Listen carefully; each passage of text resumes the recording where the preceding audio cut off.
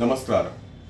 तपोवन, साधुग्राम, नाशिकमधलं वृक्षारोपण आणि तिथलं जे काही एक्झिबिशन सेंटर या संदर्भामध्ये ही सगळी फसवणूक कशी आहे हे आज मी मुद्दामून तुम्हाला सांगणार आहे, हे उघडं करणार आहे.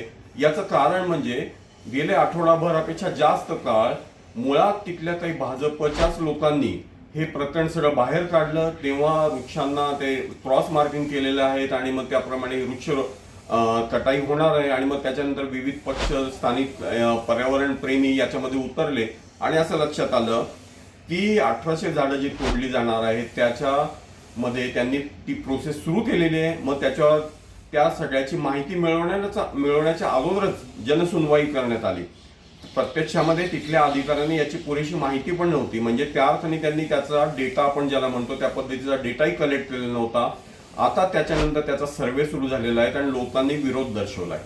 मुळात ही सगळी फसवणुकीचा प्रयत्न पहिल्यापासून केला गेला आहे आणि त्यामुळे याच्यामध्ये फसवणुकीचे सर्व टप्पे अत्यंत महत्वाचे आणि शेवटचा टप्पा म्हणजे आत्ताचं जे MIC म्हणजे एक्झिबिशनचं जे सेंटर उभं करण्याचं चाललेलं आहे नाशिकचं, त्याचं जे टेंडर आहे ते तिथपर्यंतचा प्रवास.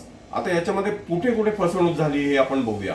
नाशिककरांची फसवणूक आणि मुख्य म्हणजे महाराष्ट्रातल्या पर्यावरण प्रेमींची पण ही फसवणूक आणि पूर्ण महाराष्ट्राचे लक्ष या नाशिकच्या प्रकरणावरती लागलेलं आहे.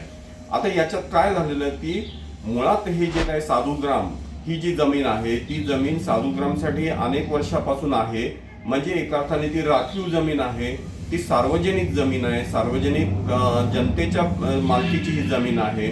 आता ही जनतेच्या मालकीची जमिनीवरती मोठे वृक्ष आहेत, मोठी झाडं आहेत आणि या सगळ्या ठिकाणी साधू राहतात. हे मागच्या वेळेस पणचा आहे विषय.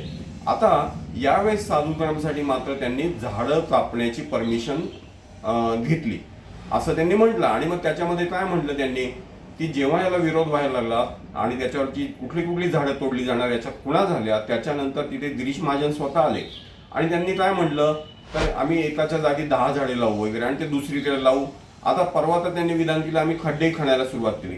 आता यांना खड्डे खणायला जागा आहे, म्हणजे एवढी जागा जवळपास आहे, परंतु त्यांना साधुग्राम तिथे वसवण्यासाठी शक्य नाहीये. आता इथे जी जागा आहे या जागेवरती मुळात असं एकाच 10 वगैरे चालतं तर नाही. प्रिव्हेन्शन आणि प्रिझर्वेशनचा जो ट्री प्लांटेशनचा जो 1975चा जो कायदा आहे त्या कायद्यानुसार ज्या वृक्षाचं जेवढं वय असेल, म्हणजे एखाद्या वृक्षाचं वय 20 वर्ष असेल, 30 वर्ष असेल तर 30 वर्ष असेल तर 30 वर्ष एवढी म्हणजे 30 झाडं लावायची. ती सुद्धा कमी नाही, 5-6 फुटाची झाडं लावायची. अशा पद्धतीची लावायची, ती 15 दिवसाच्या आत लावायची आणि त्याची काळजी घ्यायची, ती 7 वर्षे घ्यायची. हे कायदा आहे. हा कायदा या सरकारचा आहे ना, मग या सरकारच्या मंत्री महोदयांना माहिती नाही का? असा पहिला फसवणुकीचा प्रयत्न. म्हणजे त्यामुळे पहिले हे जे फसवणुकीचे सगळे प्रयोग आहेत ना, याच्यामध्ये पहिलं जे आहे ते आधीच कुठली झाडं कापली जाणार याच्या खुणा केल्या, म्हणजे त्याचा सर्वे न करता गेला, हे पहिली फसवणूक. दुसरी हे जे गिरीश महाजन सांगतायत ती फसवणूक, तिथे येऊन केलेली लोकांची फसवणूक. त्याच्यानंतर आता प्रत्यक्ष स्थिती काय आहे तर हे जे काही एकाच 10 झाड लावायचं याच्या बाबतीत अनुभव काय आहे, याच्या बाबतीतला अनुभव आहे की साधा नॅशनल हायवे किंवा पुणे नाशिकचा सुद्धा हायवेचा विषय जो होता त्याच्यामध्ये 2017 मध्ये हा रस्ता पूर्ण झाल्यानंतर तेव्हा जी अपेक्षित वृक्ष लागवड होती ती केलेलीच नाही. याच्यावरती हरित न्यायालय म्हणजे NGTने आदेश दिला आणि 2025 मध्ये पुन्हा 40,000 झाडं लावण्याचा आदेश दिला. या पद्धतीचं कुठंही म्हणजे त्याच्याबरोबर आपण म्हणू पुणे-मुंबई एक्सप्रेस हायवे इथे सुद्धा कधीही त्यांनी अपेक्षित 1 लाख झाडं लावलेली नाही. आता त्याला तर 20 वर्ष होत आली आहेत तरी सुद्धा तिथे 1 लाख झाडं नाही आहेत. त्यामुळे हे आणि त्याच्यासाठी व्यवस्थित कंत्राटदाराला दिलेले असतात पैसे, कंत्राटदाराच्या ह्याच्यात लिहिलेलं असतं, परंतु प्रत्यक्षात झाडं लावली जात नाही, त्याची देखभाल केली जात नाही. हा अनुभव आहे. त्यामुळे राज्य शासनाने याच्या संदर्भामध्ये खरं तर एक ऑडिटेड रिपोर्ट काढायला पाहिजे की आम्ही किती झाडं लावली म्हणतो. आता तर तुम्हाला तर माहिती, त्यांनी तर आधी 52 कोटी पण 5 वर्षामध्ये झाडं लावली असं आकडेवारी दिली. या वर्षीचं टार्गेट सुद्धा असंच होतं की 5 कोटी वगैरे झाडं लावणार. ती कुठं आहे आणि काय आहे हे कोणालाच पत्ता नाही. त्यामुळे याचा खरं तर एक ऑडिट रिपोर्ट हा जाहीर व्हायला पाहिजे. आता दुसरी महत्वाची गोष्ट, याच्या पुढची गोष्ट म्हणजे हे जे सगळं आहे ना, हे म्हणत असताना एका धार्मिक कारणासाठी ते केलं जातं अशा पद्धतीचं आहे. पण आपल्याला माहिती आहे की हिंदूपासून सर्व धर्मांमध्ये वृक्षांनाही जितकं पाण्याला नदीला महत्व आहे तेवढंच वृक्षांना महत्व आहे. मग त्याच्यामध्ये अगदी पिंपळ असेल, वड असेल, शमी असेल, ह्या सगळ्या वृक्षांना पूजलं जातं. आणि आपल्याला हे संत तुकाराम महाराज, अगदी छत्रपती शिवाजी महाराज यांनी सुद्धा याचं महत्व नेहमीच अधोरेखित केलेलं आहे.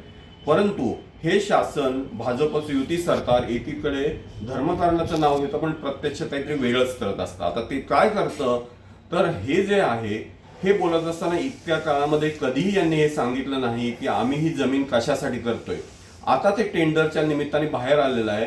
ते टेंडर आहे त्या जागेचं काढलेलं, त्या टेंडर हे 220 कोटीचं आहे. बरं, हे टेंडर काय आहे तर त्याच्यामध्ये PPP मॉडेल म्हणजे सार्वजनिक आणि खाजगी यांच्या भागीदारीमधून तयार करायचा प्रकल्प असं त्याचं स्वरूप आहे. आणि याच्यामध्ये 220 कोटीचा प्रकल्प असून याच्यामध्ये जो गुंतवणूक करणार त्याला ही जागा म्हणजे जवळपास 35 एकर जागा ही तब्बल 33 वर्ष दिली जाणार आहे. आता या 33 वर्षामध्ये 45 दिवस दोनदा येतील, दोनदा कुंभमेळा होईल. त्या कुंभमेळ्याच्या काळामध्ये या इथे त्यांची साधुग्राम म्हणून राहायची सोय केली जायला पाहिजे, एवढीच त्याच्यातली अट आहे. म्हणजे 33 वर्षाचा करार, 35 एकर जागा आणि त्याच्या बदल्यामध्ये फक्त 90 दिवस राहण्याची साधूंची व्यवस्था, असा हा सगळा व्यवहार हा गिरीश महाजन आणि युती सरकार करतंय.